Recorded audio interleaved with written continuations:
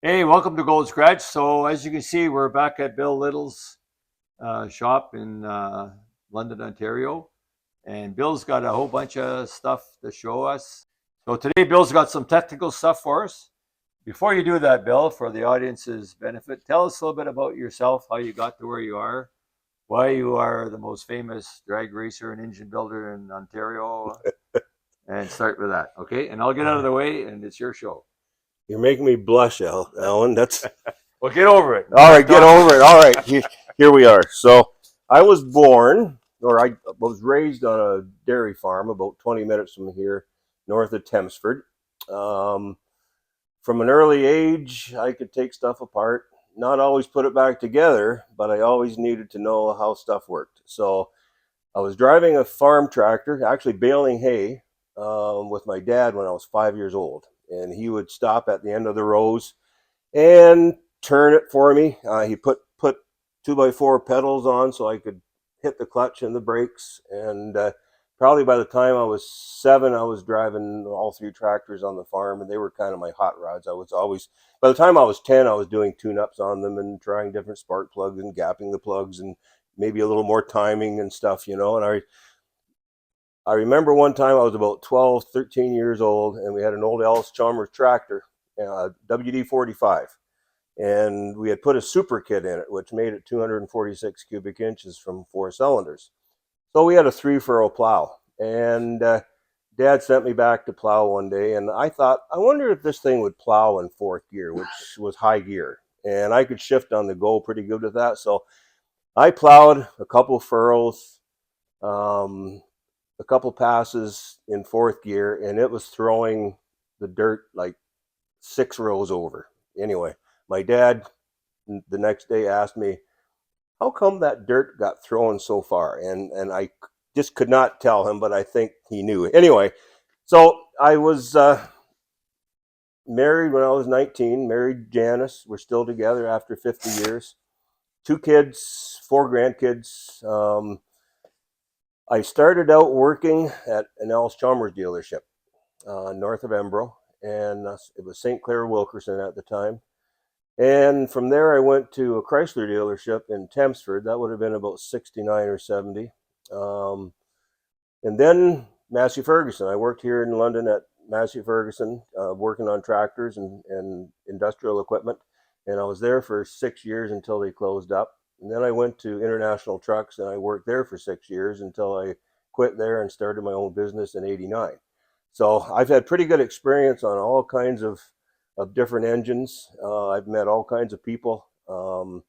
So it's been pretty good over the years. And I started the business in '89. I closed the auto repair business back in 2015, and then sold it, came here, and I was happier just working on engines and transmissions. So here we are right now. I wrote some things down, so I'm not going to try and make this too long, but common mistakes that people make. So the first one I wrote down here is not having a plan. So you want a hot rod. You want a 79 Camaro or a 69 Camaro. And you find one and you think, oh, that car's nice, it's cheap. It's only $2,500. I'm going to buy it. You don't look underneath it. You get it home and you start working on it. You put a bunch of money into it, and then somebody tells you that it's rotten. You've wasted all your money. So it's far better to buy a car, if you're going to do it. Buy a car that's already done, because you're going to pay half of what somebody put into it. Okay, then you can make it your own from there. So if it doesn't have the engine, you have a few years to change it or play with carburetors or whatever you want to do. But to build a car from scratch, it's very expensive. And I don't know too many people that can do that. So, and you're not going to, if you're going to do that, you're not going to do it in a year. I couldn't do it. When I built my race car back in 2000, the Grand Am, that was a 5-year project, So, don't rush things. Have a plan of what you want to do. Is it a daily driver? Is it a race car? Is it just going to be a show queen? Figure it out ahead of time so that write stuff down on paper. Okay, make notes so that you know. The next thing is when you're doing a project and you think that it's going to be $5,000, that's just a number. Double it, and that will always be correct. Okay. I don't think too many people will argue that have done projects when I say double it. So if you think you're going to do a car complete for 25 grand, it's going to be 50 grand. I can tell you that right now. Listening to too many people.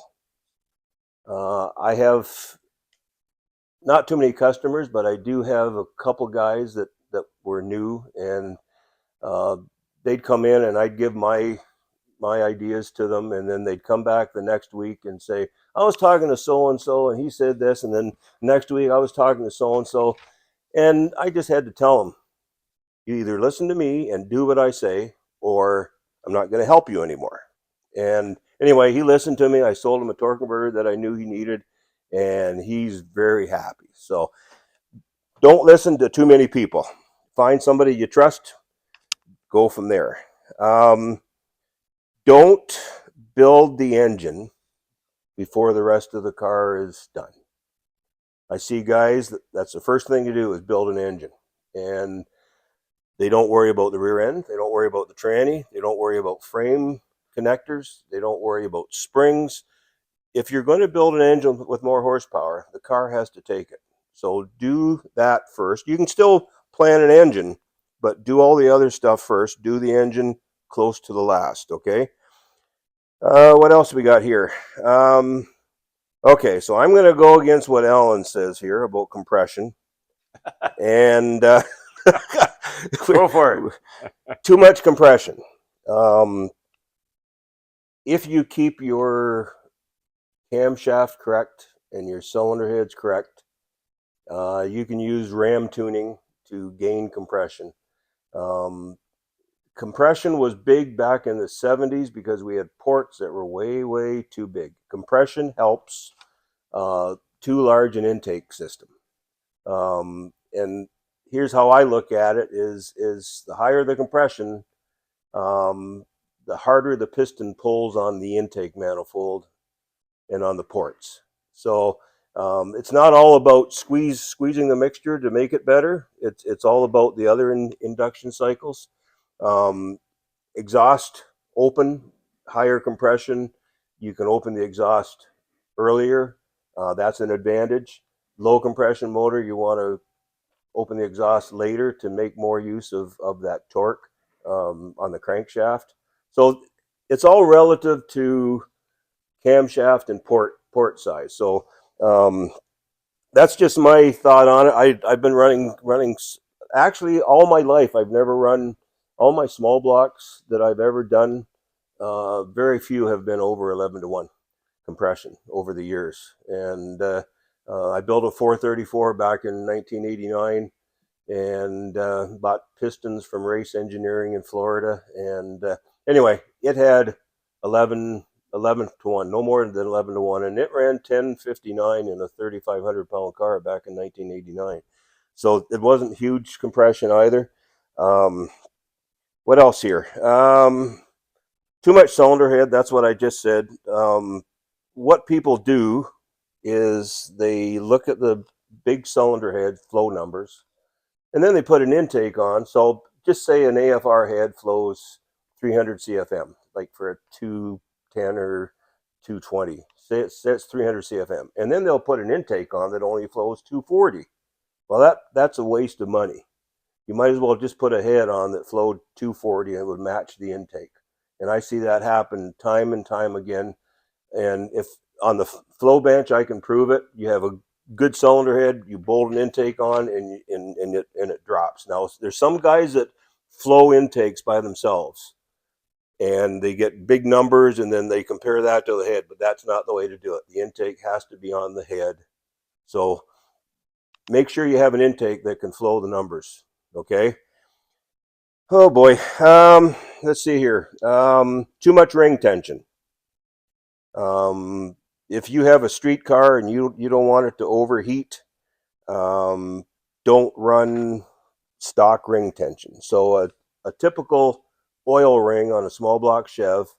If you used a fish scale and you put the piston in with the oil ring only in an oiled bore, put it down the bore, use a fish scale with a hook on it, and see how many pounds it takes to pull that piston. All right, a stock oil ring set will be 24 pounds to pull that piston. Imagine that, eight cylinders going up and down, and it takes 24 pounds to drag that.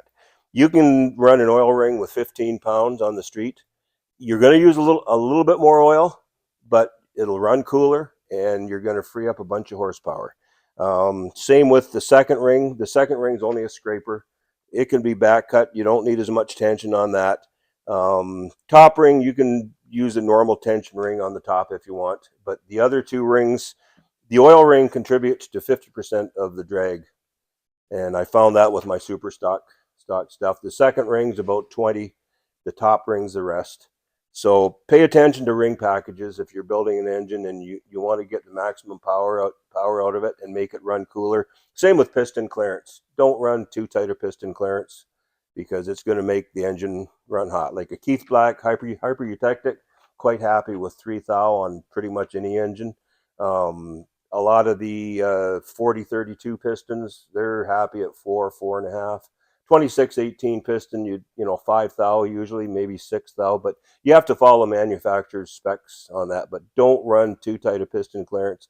Too late to do it. Once you've done it, the engine hull has to come apart and you got to change stuff. You got to rehone it. So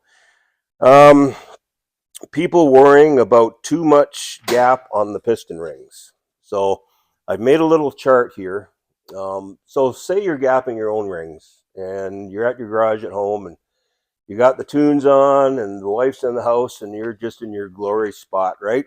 And you're gapping the rings and the phone rings and then you go back to the ring and you start gapping it some more and it's like, oh, 4 thou too big now. Don't worry about it, okay? And I'll show you why. So we're just going to look at this diagram that I made here, Alex.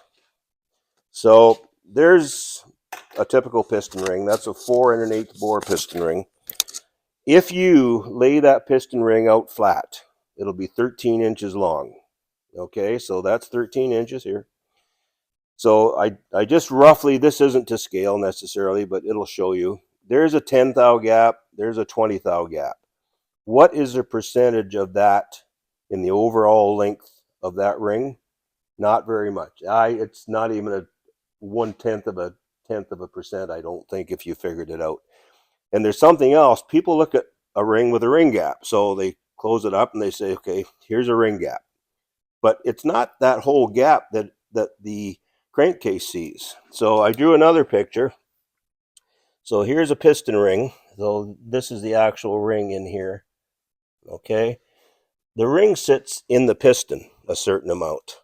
So it's sealed and it only sticks out of the piston a small amount. The top of the piston is 30 thou smaller than what the skirt will be. So that's 15 thou aside. So the ring sticks out 15 thousandths of an inch against the cylinder wall. So basically with a 20 thou gap, you have a 20 thou by a 15 thou orifice. That's not very big. Okay, so if you go 3-4 thou more, it's not going to hurt. It's better to be looser than too tight. And the dyno would, I would bet that if you had rings at 18 thou and you gave it 25 or 30 thou, I bet you wouldn't even see that on the dyno. So as far as horsepower goes, so that's a little.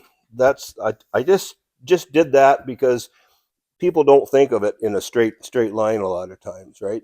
So now, what else did I write here? I got so much stuff to tell you guys. I just can't do it all at once. So we're going to look at a couple engines in a few minutes. In the future, Ellen and I were talking, Alex too. Alex is really interested in transmissions, aren't you, Alex? So we are going to take a 350 turbo apart. I have 5 of them here to do, and we're going to take one apart in the future. I have one that's got 300 passes on that Dan Pepper has run for the last 4 years, I guess, 300 passes, and we're going to see how it looks. And I'll explain some stuff as we're taking it apart. And hopefully we'll get a 400 turbo to do also. Maybe even a quadrajet to do, just to show you some modification to a quadrajet. But that's all coming up in the future. So, okay. I've got some stuff to show you on my super stock engine. This is a super stock piston. A typical super stock piston. This is a 3-ring piston. The top ring is only 30 thou. We're allowed to gas port in the top here, and I've also put gas ports horizontally in here to help load the ring. Did you drill those yourself, Bill? No. Okay, nope. Okay. Yep, Diamond does that. Okay, gotcha. Okay. Awesome. The reason we have to do that is because, can you see that? All right. So the top, that's a top ring.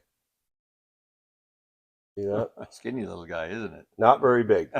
And it's reduced tension, okay? And the gas porting helps it to, actually that's probably the second ring, I think. Nope, that's the top ring. There, it's tight. There's only, I like my ring clearance really tight, so that kind of shows that piston's already been run, and it's still fairly tight. So the narrower ring needs gas pressure to force it out against the cylinder wall. So, and if you look at how far the top ring is to the top, that's 70 thou from the top. And years ago, engineers, Bill Jenkins, he was the one that I got this idea from out of his book. And engineers said that would not work. And he proved it would work. And a lot of us super stock guys, we're still doing the same. The piston's 30 thou smaller at the top. So the further the ring's down, you have a lot of clearance volume around there. And believe it or not, if you have a ring that's down 300 thou, that can be more than a cc, and that lowers your compression quite a bit. You have lots of gas, dead fuel that sits in there, and it won't burn. So having the top ring up higher, there's not as much of that, and you get a better burn from that. As you can see, the piston's been lightened here and here. That piston weighs 395 grams. It's pretty light. That was from my Oldsmobile, I guess. Question, it was. Bill, when you're using a top ring so close to the top, do you have to put more ring end gap for that reason? No, I don't. Okay. And theory says you should. Some of the piston manufacturers tell you. Yeah. Right? I have, so this set was at 17, and there is no sign of anything happening there. Okay. Now, what you have to realize is that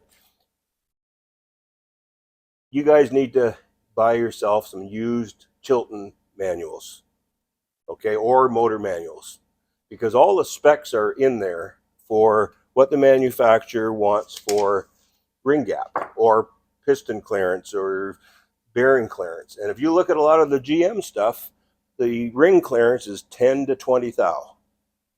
So that's on a production engine. So now we're only talking probably a 4,500 RPM engine here. So if you look at that and you wanted to figure it out, you'd be pretty close by saying, okay, I can run 15 thou and be safe, right? Because that's right in the middle.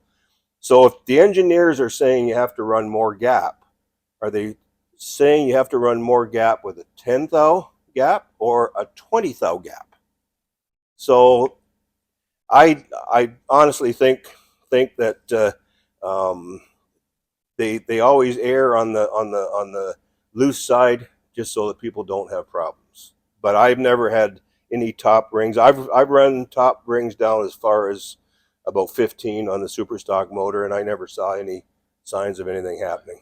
And I use a steel ring. That is a steel ring with a special coating on it, and you'd almost think that the steel ring would expand at a higher rate than what the cast would, Ellen. When you get down to that thin, can you even get a cast iron ring that thin? No, you can't. That's what I thought. It has to be the thinnest you can get the cast iron ring is 043 Okay. is the There you go. thinnest, right? So, Yeah. I mean, how would they make it? That's the manufacturers. That'd be the real issue, right? well, you know, Total Seal will make a lot of stuff for When you. you get You know, down that thin with cast iron, it's pretty. well, it'd probably crack. Pretty Well, I brittle. mean, I guess if you were ductile iron, it would probably be okay. Still, But it's still pretty to brittle, machine right? it Yeah, and no, for sure. everything. These rings actually, to buy a ring set for this, the super stock engines, it's over $1,000 for a ring set. Wow, that right. But you can take a steel ring. Well, what you can do with a steel ring, and when I had the small block in the car, I did this probably 3 years in a row because I didn't have the money to buy a $1,200 set of rings. Pull a motor apart, ball hone it, stick the old rings back in. And believe it or not, the engine ran the fastest the third time I did that. Well, we just talked about that yesterday because on this Pontiac that I'm putting back together, it's just been rehoned, new finish on it, but I'm putting the rings that I took out of it because they only got like 500 miles. It'll be fine. There's no problem. Changing the rings. I'm taking them off the pistons so I can clean the pistons up, clean the lands up, and I'm putting them back on. And there'd be no problem with that at all. Gaps, and I'm going to run them. That's no problem at all. Exactly. You know, save yourself some money, right? Sure. You know, so. And that's why I reused those 3 times. So I guess if they were a $1,200 ring set, I used them 3 times, $400, I guess. Yeah, so they don't really wear out, do they? And 100,000 miles. No, a steel ring, no. And how much runtime have you got? Half an hour or something, maybe? I probably had, well, like overall, like dyno time and everything, yeah, probably half an hour. There you go. That's not so good, is it? Well, at that rate, I'd have to stop and change rings on the way home if I had to do that, right? So, you circle track guys, you put that on in, you know, in 3 laps here. Three laps, you know, and away you go. Yeah. So this is a stalker piston. I'm doing a Buick stalker for a guy up north. CP piston, NHRA approved. The stalkers have to run a 5/64 ring and a 3/16 oil ring. But Total Seal makes... What engine? That looks like the pinhole is pretty far down. That's a Buick 350. It is, eh? Okay. Yep. What stroke is that then? You're going to ask me that. It's okay, but look where it's a fairly big. Yeah, I know. That's exactly. Must have a long deck height or something. It does. It's fairly short rod. Oh, the rod's not long on it either. No. I forget the numbers on because it's been I've had the engine here for a year, and I really got to get it together. Okay. But so to counteract this,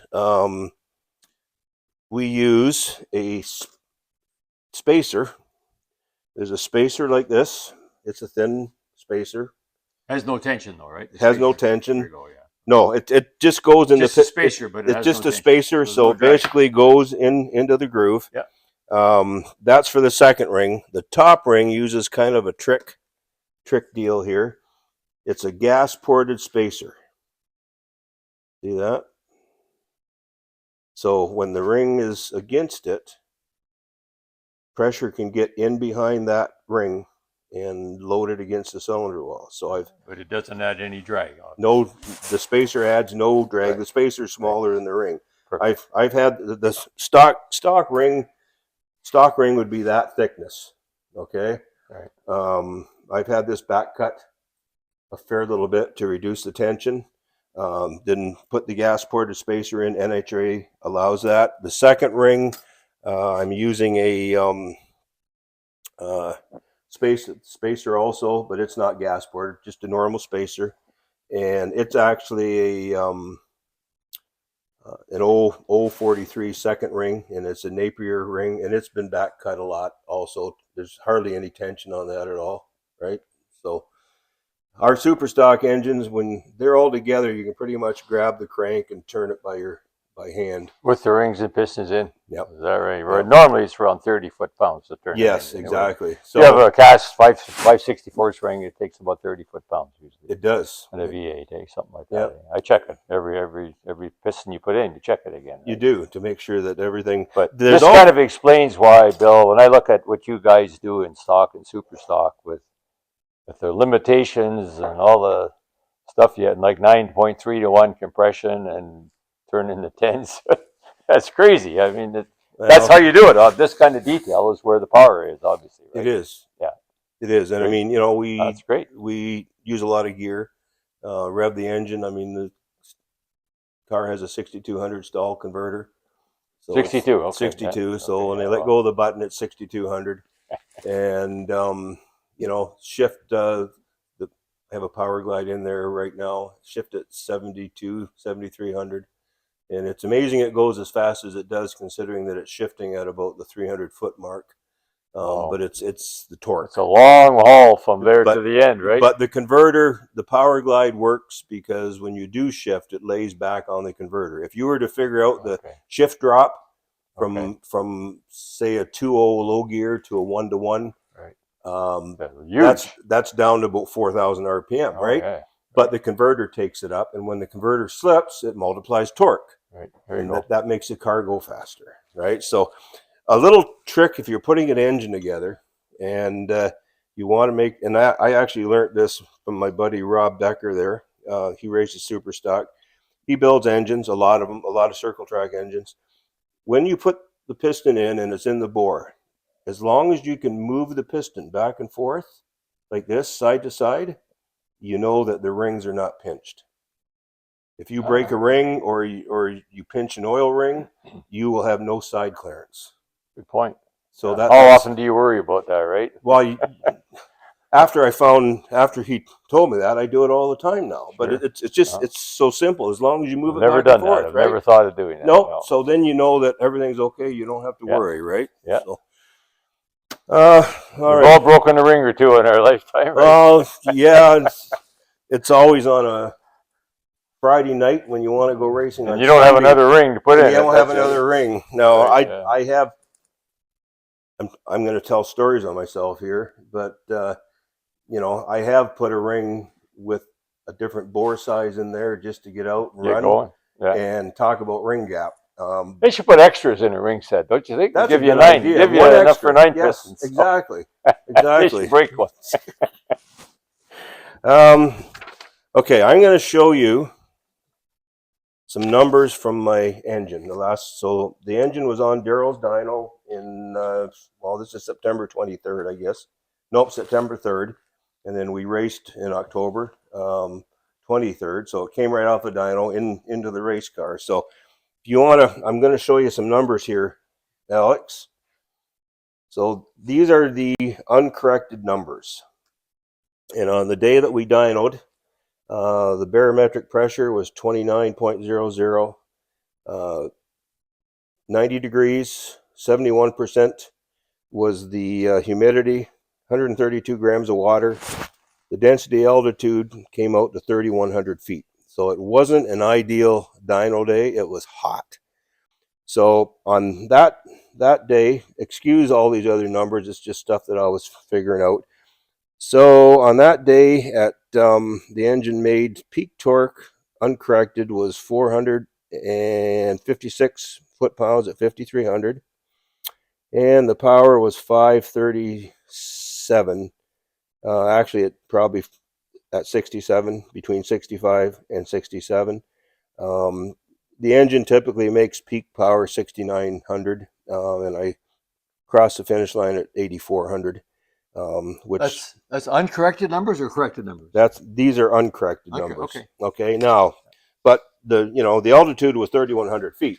Okay. So and that's not taking into consideration the actual altitude of where we already are, which is 600 feet. So that would work out to 3,700 feet. So here's the corrected numbers: 504 foot-pounds of torque at 5,300. And 596 horse at 6,700. It carries a power very nice at 77 or at 7,600. It's still 559 horsepower. So these are the average numbers. Yeah, average numbers are the most important. Peak numbers not so much, but if you look at the 550s the engine made, it made over 550 from 58 up to 76. That's a long power band, right? And even the torque, of course, it's the torque, horsepower follows the torque. Now, volumetric efficiency, you can't run an air hat on a quadrajet. They just don't like the air coming straight down at them. So we put Daryl's dyno carb on it, and I just want to show you the volumetric efficiency. So here's a volumetric efficiency in this line right here. So it had a peak of 127.8 volumetric efficiency. And right from 44, it was 122% at 4,400, and at 7,600 it was still 109%. Like you have a supercharger on it or something. Almost, isn't it? Exactly. It actually does have a supercharger Well, on in a way, it. I am going to you're show you. overfilling the cylinder. I am going to show you that in a minute. So I'm gonna here's my camshaft that I'm running. I designed this cam by using opening and closing numbers. I did not use the center line as a cam. So I used my dynamation program, which I would recommend to any gearhead that wants to learn. You need to buy that program because it is excellent. And it's taken me 25 years to learn that program, though. It's not something you just going to buy and you know all about it all at once, Alan. Let me do the math, Bill. I'll be 100 when I get it figured out. So. There you go. Maybe you can just ask me. A little late for me, sorry. So I did it opening and closing numbers. I want you guys or gals to look at this and learn stuff and comment on opening and closing numbers and the overlap triangle. How much overlap have you got? It's about 87 degrees overlap. That's a lot, yeah. Right? So, but I want you to see where the overlap is. Is the overlap on the intake or the exhaust side? Oh, usually it's split on both sides, right? Most of the time, right? Not on this. Okay. Have a look at this, Alan. Okay. Where are you at here? Let me see. Right I've never here. seen this myself, right? So. Okay. So here's the overlap triangle. Okay. Yep. This exhaust and intake. Yeah. So see how much is. You're almost 60 here. You see how much is. You see what the area is here compared to here. Yeah. You're way more on the exhaust side. That is the key. You're way more on the exhaust side than the intake side, right? Yeah. So more. Exhaust is closing later. No, actually, this is the intake open right here. Oh, okay. That's the intake. Intake right here. Okay. A lot more area. I wanted you guys to figure it out, but anyway, a lot more area on the intake. The exhaust side, not as much. Okay. And if you figure that out, it's probably about half as much as what the intake is. The only reason they grind cams the way they do it's easy. Well, getting air past the intake is the biggest challenge of making power, right? When you think about it, that's what you're really doing there. When right? to get the exhaust out, we have 150 pounds, 200 pounds pressure in the cylinder, pushing it out. Yeah. And the intake we have 14.7. So you guys figure that out. You need more. That's why the intake valve is bigger than the exhaust valve. If you figured it out percentage wise, I think cool. you would figure that out, right? Yeah, cool. So your intake's almost 60 degrees. Yeah, that's early, right? Early, yep. And the exhaust is only 35 or 40, right? And I do not get any reversion in the intake by opening it up that soon. No, you think you'd be chugging right back through the carburetor. So what does that tell you? There's no exhaust left at that point. If the intake port's not black, then something's happy there. Right, yeah. So, and I think a lot of it is the exhaust system is doing its job when the intake opens. Same logic of using rockers, right? When you put more rocker on the intake than the exhaust, if you do it the other way around, you may actually lose power, right? Because you're over exhausting. You're doing exactly the same thing, yeah. Sure. Yeah, and I mean, like that's why typically we used to always put the rockers on the exhaust at one time. We did years ago because we thought it's going to make more top end horsepower, right? No, we always put them on the intake. Yep, right? Yep.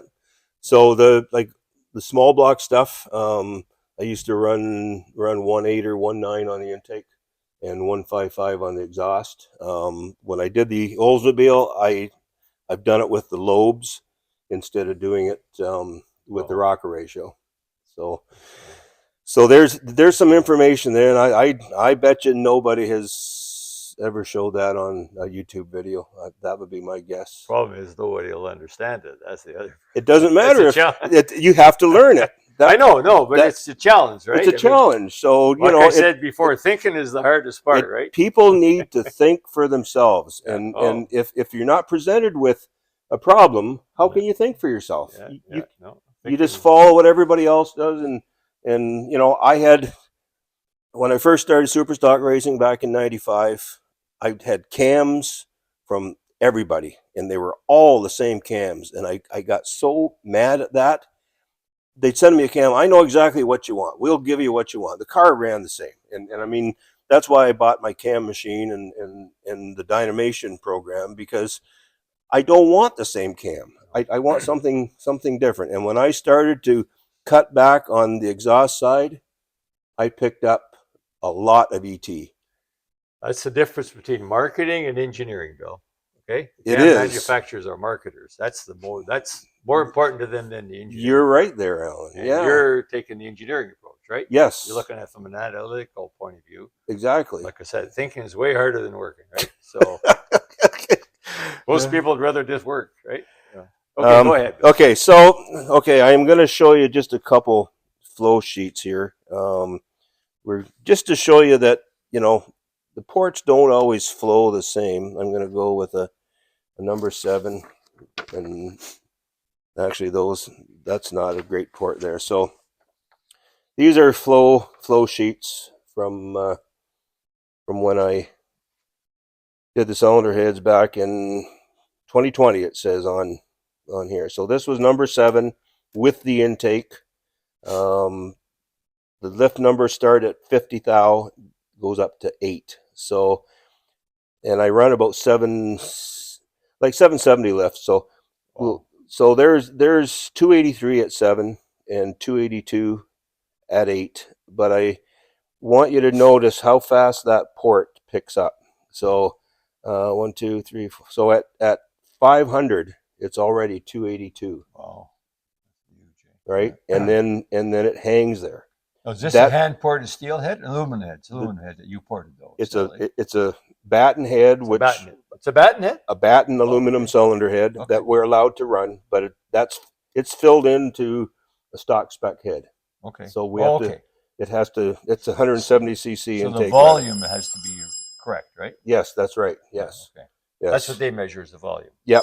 You get it volume wherever you want to figure out how to get it, right? Yep, exactly. So I guess if you figure out my intake area at the flange is 2 square inches. So it's flowing 141 CFM per inch. Wow. Isn't that crazy? Yeah, it is crazy. Yeah, that's some high airspeed, isn't it? Yeah, no, if you figured 300 miles an hour come through there, right? 400 miles 400? an hour. Okay, or there you go. 400 feet per second. Well, that's 500 miles an hour. 500 miles an hour. Yeah. Isn't that? Yep. Yeah. So this was with the intake. The port flowed 283. Without the intake, flowed 289. So so I always look at the average numbers here. So the average was 233 with the intake on, 242. So that's a 3.5% loss that the intake created over the whole lift curve. All that way too. I mean, it's and you have to friction and all that too. You have to look at it from an average, because the engine. Some people say low lift flow doesn't make any difference, but it all makes a difference to power. Low lift flow will carry the power longer up top. That's why those comp cams will lift the valve off the seat faster, right? Getting you there sooner, right?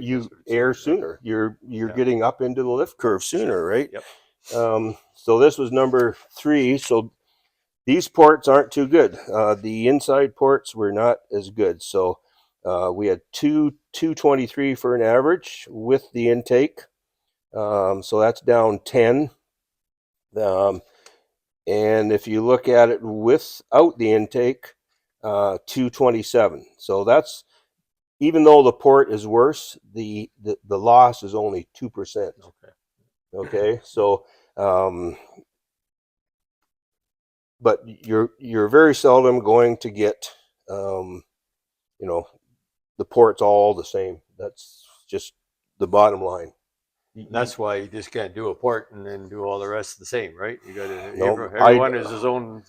I float all these. Has his own characteristics, yep. right? Now that's why you don't port heads, Bill. By the way. Well, I've done a lot, and I'm getting tired of it. It's a lot of work, and my hands aren't what they used to be. To hang on to a die grinder and stuff. I always found the first port was kind of fun. First port was kind of fun. The next 15 it kind of went downhill from there. When you have a flow bench, the first port, you're on and off the bench 10 times and you're making progress. Yeah. And it's good. And then after that, it's not so great. After that. The exhaust ports, I'll just show you number 2. Well, actually, it's 227 at 700. I only run 670 lift on the exhaust. So, and if you look at the cam sheet, you can see that on there. There again, the Oldsmobile bat and cylinder head by 500. It's 219, which is almost maxed out, but it does not fall off. It just keeps on flowing that number, and that is a good cylinder head. If it picks up fast at 500 and it hangs on, you're going to go fast with that cylinder head. That's how you make the power, right? Is obviously how else are you jamming intake, jamming heads, and like you said, the engine thinks that the intake valve's opening faster. Oh, for sure. It is getting air sooner. Oh, sure. It doesn't know if the valve's opening faster. It doesn't care either. It just doesn't know. It just knows it has airflow there, right? That's amazing. So there's some numbers for you guys to ponder. I'm going to show you. Okay, so I started this Oldsmobile project years ago, and here are my notes from doing the Oldsmobile engine. The science project. Okay, so it is a lot of work. There's hours and hours and hours and hours in here, and when these guys that are building super stock engines and they're charging $40,000 or $50,000, it's worth all that. Because there's a lot of time, not just assembling, they're designing them. They're designing them. Now, mind you, once you have combination, you can copy it, right? Exactly, Now I'm going to show you. So I got we'll look at that Quadrajet in a second here. I'm going to show you how big my ports are. So this is a spare head. That's off your Pontiac, right? Yep. Okay. So this is an Oldsmobile cylinder head. It's a batten cylinder head. Batten raised the ports way up high. I had to fill the ports. Batten is CJ Batten. Is that still a business in Detroit? No, they closed up in the early '90s or the late '80s, I think. I had CJ Batten hand ported heads on my modified production car in 1973. I bet they worked good. They were. That's why it went fast, basically, right? So GM had a deal with Batten to make these. Oh, they did. So there's actually a. He's older than me. I know. There's actually now this head doesn't have the part number on it. It has a GM part number on these heads. Really? Is that right? Yeah, and Edelbrock allows us to use, because the stock heads are getting impossible to find. Oh, right? for sure. Yeah. So they allow us to use this head or the Edelbrock cylinder head, and the Edelbrock cylinder head's newer, but this head is still far superior. Oh. And we're talking like this head was from the 80s. Sure. But there's how big my intake ports are. Stick your hand in there. See this? It's like a big block or something. It's not. It's like that big. Yeah. 2 square inches. Yeah. Not huge, really. Yeah. Right? When you think about it, Why do you have the tape over here? What's the idea of that? That is how much I fill it in. Oh, okay. It is filled in. It's filled into the edge of this tape. Oh, okay. In order for me to meet the CCs, 170 CCs. Is all you're allowed is 170 CCs. Yep. Right. So that's how much it's filled in that far. So, Bill, while you're at that point, a lot of people hear you say that. What the heck does that mean? That means if you plug the valve, filled the chamber, it would take 170 CCs to fill it, right? Yeah, with the valve in and sealed. Right. So some people don't know what that means. It's the volume of the cylinder. Volume of the port. Yes. So it's 170 If cc's. you took my burette and poured It'd be 170. Actually, it's Windex in there, it would take 170 cc's to fill it, right? it'll be actually a little bit less because I always give myself some air. So you don't get in so trouble. I think I'm closer to 168 or something. You know. How often do you get torn down? I haven't You'd yet. be there for Well, a week. actually, the small block I was tore down once. I set a record back in Milan. Oh, back in the early 2000s. The record lasted for about 3 months, and then some guy with a Ford 460 beat it. But Okay.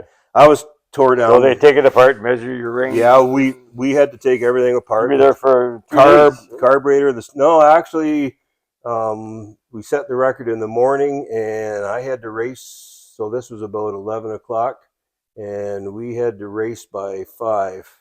You put it back together again? Yeah. Is that right? Yeah. Oh, So crazy. it was fast. The combustion. Okay, so we'll look at the exhaust ports. That's how big the exhaust port is. 1.76 square inches. Is that right? Eh? Wow, it's like a small block port. It's probably smaller than Probably a small smaller than it, yeah. small block port. Now we're allowed, or I can run a 2-inch intake valve. Okay. And a 1.625 exhaust valve. You don't got room for much more there, do you? Really? Eh? No. You're right into the chamber there. So this was a practice head, and I actually put dye into here to see where the fuel was going. I have veins in behind the guide here. Don't know if you can see. I'll do it like this. There's veins in behind the guide to help direct the fuel and air into the cylinder. Okay. And it also takes up some cc volume. Right. And you only get that by testing, right? By flow bench. Like flow bench. There's no way of knowing if you're doing good or bad. You could be doing damage if you don't test. Right? Yep, exactly. There's work done in the short turn here, epoxy in the short turn. The valve job, it's a 45-degree seat with a radius. There's some experts that say that the radius, you want a multi-angle because it shears the fuel and all that stuff, but I've never found that. Is that right? You just go with the radius. Radius flows more air. Radius and one seat then. Yeah, so it is not, the old radius seats did not have a 45-degree angle on it. The old ones back in the 70s, it was totally radiused. Really? And they had a contact line about maybe 20 thou wide. Yeah? What's like that? Race stuff. Oh, race the NASCAR stuff. Oh, okay, yeah. Okay, and that wasn't the way to go. You still need a seat, right? You still need a bit of seat there. Pretty narrow, anyway. Right? I opened the chamber up here because even though it's a 6-degree valve angle, which means like the valve is 6 degrees from here, okay, there's still a lot of air that flows back to the back here. And opening that up. Once go that side instead of the other side. Exactly. The spark plug's still in an ugly spot. It's not. Most of the modern heads are way over here. Closer to the exhaust valve. Yeah. Right? Yeah. So that's not optimum there. Those fast burn heads, they all have the exhaust plug really nice and close to the exhaust valve. It is not a pretty chamber. You would look at that and go. Not when you start with it. It's just not sexy. So when Eldbrock makes that for legal super stock, they have to make it to conform with the original Oldsmobile or Pontiac. Yes. Oldsmobile, So what they do, and you guys take it from there, basically. Yeah. Right? So the Edelbrock head needs to be. I actually have one here.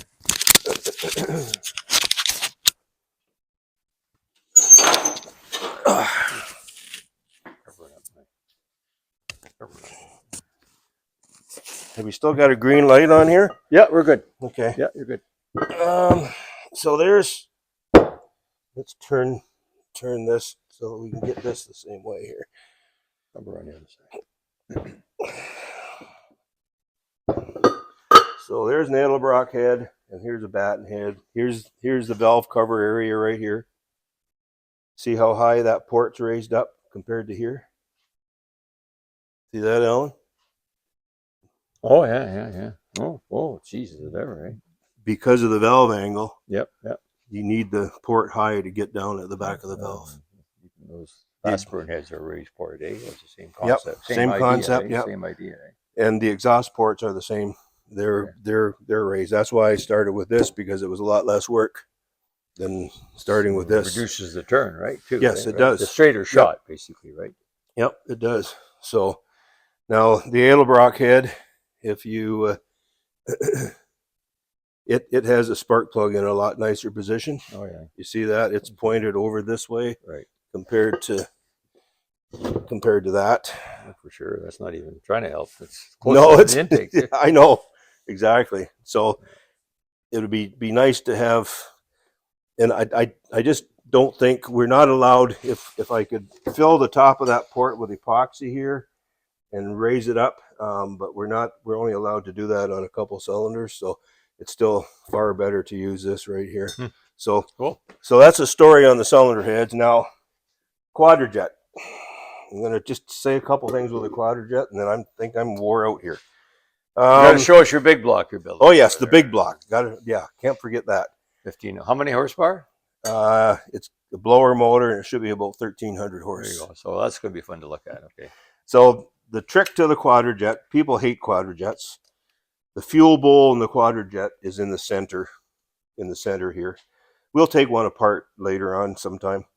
The nice thing with the fuel bowl, it makes it small being in the center, but it keeps the fuel cool because you have air going here. Yeah, yeah. Hollies are above the manifold, and they heat up all the time. Sure, yeah. Right? So, thought of that. Yeah. yep. So the Quadrajet used in the primaries, it was a triple booster, very good atomization, throttle response, big secondaries here. See that? Oh yeah. Right. Yeah. Now the trick to the super stock stuff is we make this 1-to-1 linkage. So when the primaries open up, you open. It's 1-to-1 like a double pumper. Oh, it is. Eh? Okay. Yep. How do you get the fuel to the backside though? The fuel. You're opening the air valve, but it's got to get flow to get the jets flowing, right? Yeah, it does. It just so with the 1-to-1 linkage, as soon as you open that secondary, the air door opens. Okay. Instantly. Yeah. Right?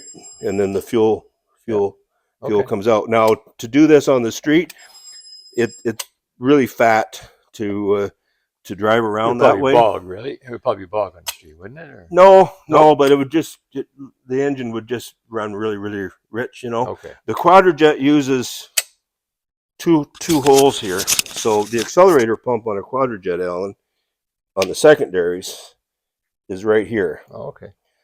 Now, when I'm building street carburetors for guys, I grind this notch out here so that the air can start pulling the fuel out of here sooner.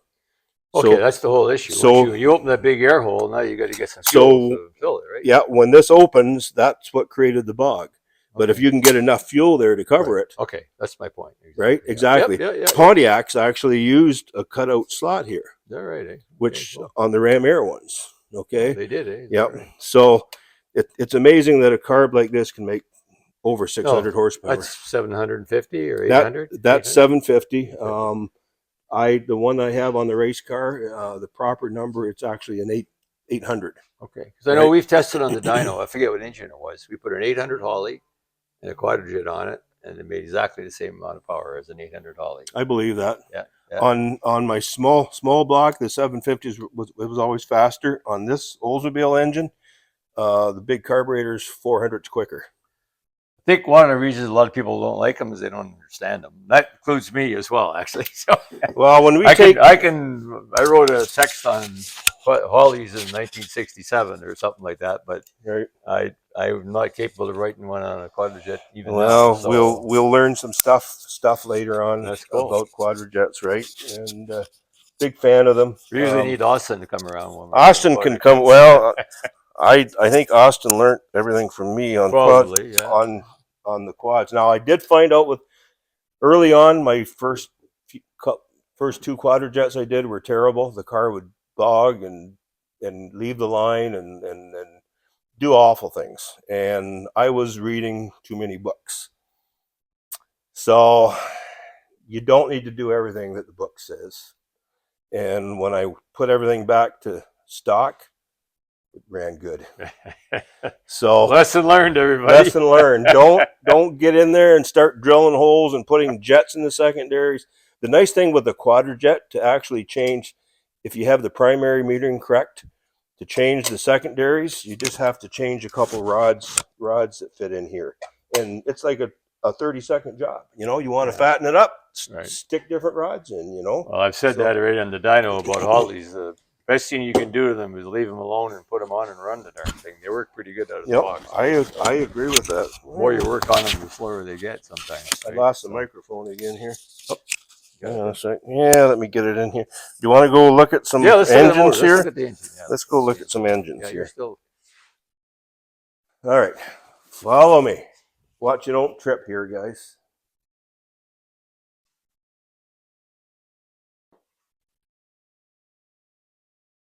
So this is my friend Clint's engine. Light's good. And it's going in a 69 Nova. He's having the car restored. It's his dream car, so he wanted, and I don't know why exactly, he wanted 604 cubic inches. So he came to me and he said, can you build a 604? So I did some research, and yes, I can with a low deck. It is not a tall deck 604. It's a low deck because he wanted the headers to fit the car. Short the rod, or what did you have to do? Well, I ordered a 4 5/8 stroke crank, 4560 bore, and sat down and figured out how long a rod you need. And I screwed up the first time. I used a 6.385 rod, and it was too short, and the piston came out the bottom of the bore too much. Okay. And the crank hit the bottom of the piston. So I had to have some taken off the crank. And then I used 6.535 rods, and that actually made everything, it kept the piston in the bore at the bottom. But then it came out the top 150 thou. I was going to say, it's got to come out somewhere, right? So 150 thou off the top of the piston. Oh, okay. Okay, which put the top ringland down about 150 thou, which is going to be... You can safely take 150 thou off the top? Oh, yeah, because it was a dish piston. Okay. So there was a wide band. Just the rim you're taking off anyway. Yeah, just the rim anyway, right? So there was lots of room there. So I got everything to fit, and then, of course, because I took material off the crank and did some of this, then when we balanced the crank, we had to use heavy metal in the front of the crank. It's going to be a 6-speed manual, so we were able to drill the flywheel and balance the back of the engine with the flywheel. Oh. So anyway. So you made it into an externally balanced engine, basically. Yes. You did, eh? Okay, yeah. Well, it's internally balanced, right? So, but originally, but it's internally balanced at the front and external at the back. Just because you didn't have enough mass left. Or counterweight, right? Well, we needed weight where there was no place to put it. Right. Yeah. Right. Even with heavy metal. Eh? Okay. It's been a project to make everything fit. They're Brodex 366 CNC heads. However, Atchison did that? Atchison did that for me. Okay. Put a plug in there for them. It is not for the Meller metal is very expensive. I haven't got the bill for it, but I'm going to guess it was $1,000 balance job. I bet. But it has to be done. So it's kind of it's a bit of a rare engine, actually. For sure. So sure. Not too many of them around here, but it's going to have an 871 blower on the top of it. How big are the valve springs? How much? What's the open? 330 pounds on the seat. How much open? It said at 800 it was 975, but we're only running 700 lift. Okay. So it's going to be. I figured it out was going to be like 780 or something. Not a fun job to change the valve springs, though. No, they're a triple spring also. So it has a custom cam in it. 266, 288 on the exhaust, 700 lift. 8.67 to 1 compression ratio, and we're going to run the blower, overdrive it. Probably 20% or 25%. Now, when you're going to dyno it, are you going to just try different drives on the blower? Yeah, see what works the best. He has an underdrive setup right now, and we're going to because the top and the bottom pulley, I think, will interchange. We're going to buy a couple more pulleys, and that'll give us some combinations to try. And let me know when you dyno it. We'll come. We'll come and watch. So I want to end up with an actual compression ratio with running at about 12.7 to 1. When you take the blower into consideration. Yes, when you Okay. take Dynamic compression. eight, Right? and I'm hoping we can do it at 8 pounds boost. Okay. Because sometimes adding more boost does not necessarily increase horsepower with a blower. It depends on. It just takes power to Well, compress the it. blower. Right? Well, the blower can be overdriven enough that it just can't pump any more air in. Okay. Like it can't take the air in. Sure. And that's Sure. what people forget. You still have rotors that are going like this to take the air in, but there's only so much time between those rotors, so it'll actually reach a point when it can't pump anymore. Sure. Right? Sure. Watch yourself. Okay. Okay, so I think that's all I have, guys. Well, that's enough. I hope I didn't bore you. They're going to love it, Bill. I hope so. Everybody keeps telling me, get Bill Little back on your videos. So I like doing them for you. We'll do more. We're not done with you yet. That's for sure. So we got lots more. We're going to work do a on it. tranny for Alex there. So yeah. Thanks for giving us your time. I might even get Alex involved, get his hands dirty while we're doing it. There you go. he can be your apprentice. There you go. So he's looking for a job, I heard. Are you? So, Okay. Yeah. Well, hey. Okay, thanks very much for giving us your time and your knowledge and expertise, Bill. It's every time I get together with you, I learn something, and today I got to go home and think about it because it takes a while to absorb all that. It does. Bill lives at a different level than I do. That's for sure. I'm working on 400 horsepower street motors, and there's nothing wrong with 400 horsepower street motors. This is another level, that's for sure. But anyway, we're all having fun, doing what we love to do, and thank you, everybody. Thanks. Don't forget to like and subscribe. Once again, I'm getting greedy, I know, but I want more subscribers and lots of comments. Okay? And yep. Bill, I've authorized Bill to respond to the comments, so you can talk to him directly, basically, in your comments. Thank you for watching Gold's Garage. See you guys.